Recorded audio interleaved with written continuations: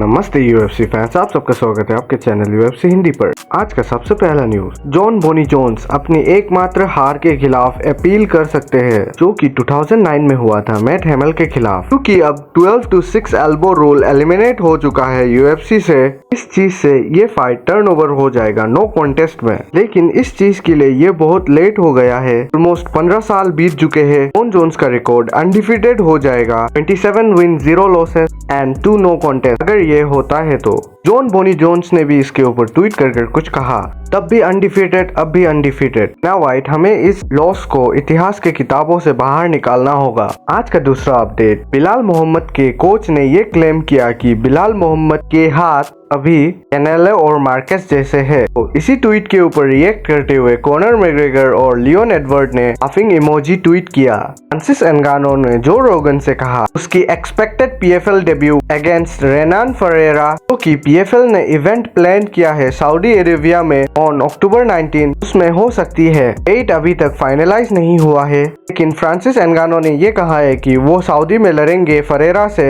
इस साल के खत्म होने से पहले। So tell me, what is the status of your deal with the PFL now? So how does that work? It's working pretty good. We have a good relationship. I have some fight. I will be fighting by the end of the year. And then Do you know who you're fighting? I think Renan Ferreira is the guy. That's the guy that knocked out Ryan Bader. Yeah. He's dangerous. He's That guy's dangerous. he's legit. And you think that fight will be in Saudi Arabia as well? Yeah, that's what the PFA Interesting. is working on. Do you know when that'll take place? October? October. Sometime, yeah. Ooh. They're working on October.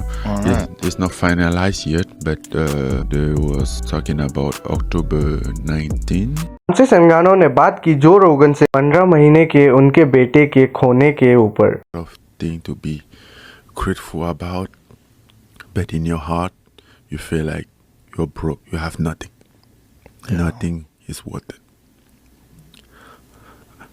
I mean, I always love life and know that I have everything of society, but at least for once, I'm like, at least whenever I die, I'm gonna go see my kid. I'm gonna see him. Wow. I'm not afraid of it. I still want to live, but at least whenever, you get to, you get to that point to think like that. So somewhere you're looking forward for whenever that happens. चले बढ़ते हैं अगले update की ओर। लगभग $900,000 के लिए हबीब नूरमागोमेडोव के खिलाफ इन्फोर्समेंट प्रोसीडिंग शुरू की गई है। जो केस था हबीब के ऊपर, उसे 5 जुलाई में ओपन किया गया और उसी समय से उसके रशियन फेडरेशन के ऊपर प्रतिबंध लगा दिया गया। बेलिप्स ने बाद में उसकी साइज और सेल के लिए उनकी प्रॉपर्टी को सर्च करना शुरू कर दिया है। इसमें इंक्लूडेड है उनकी दागिस्तान में जो फैमिली हाउस है और उनकी car collection. Ferrari Californian tree $300,000, Ferrari Benz AMG GTS $161,000, Mercedes Benz S Class $122,000, BMW 7 Series $101,000, Toyota Land Cruiser $85,000, Toyota Tacoma $44,000।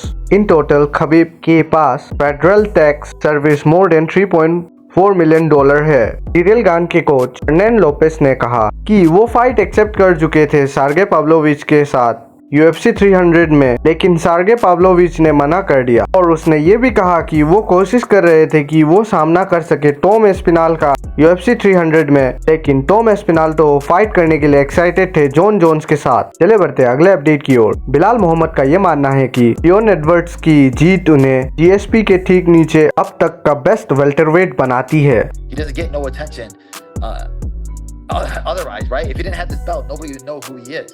He doesn't talk for himself. He doesn't promote himself. He doesn't even know how to speak. Even when he goes on these podcasts, he's like whispering. It's like he just looks so stupid. He looks fearful, and he just looks like he doesn't belong here. The belt doesn't belong on his shoulder. It belongs on my shoulder. And yeah, once I get the belt, I'm gonna go the division. And my goal isn't just to be the champion. My goal is to be the best welterweight to ever do it. So for me to go out there and beat Leon, who beat Usman twice, who everybody thought was the best welterweight to do it, right?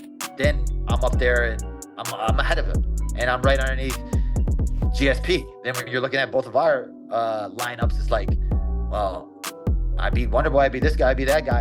then I get these next young killers who people are still gonna say are gonna beat me, right? You give me the Shavkats, you give me the JDMs, the Ian Garys, and then I walk through all of them. There's nothing else, right? I'm just gonna be cemented as the best to ever do it. मुझे नहीं लगता कि बिलाल मोहम्मद को अगर वो Leon Edwards से जीत भी जाए तो उसे जीएसपी के नीचे वाले दर्जा भी मिलेगा और बेस्ट वेल्टरवेट का टाइटल वो तो बहुत दूर की बात है। लेकिन इसमें आपका क्या ओपिनियन है ये मुझे जरूर बताना। आज की लास्ट अपडेट UFC 308 जो कि अबू धाबी में होने वाली है उसके लिए एक फाइट बुक हो चुकी है जो कि होने वाली है रिनेट फखरुद्दीनोव वर्सेस नूरसुल्तान रिजवान। आज के वीडियो में इतना ही। मिलते हैं किसी ऐसे ही UFC अपडेट्स के वीडियो में। अगर वीडियो अच्छा लगे तो लाइक और सब्सक्राइब जरूर कर देना।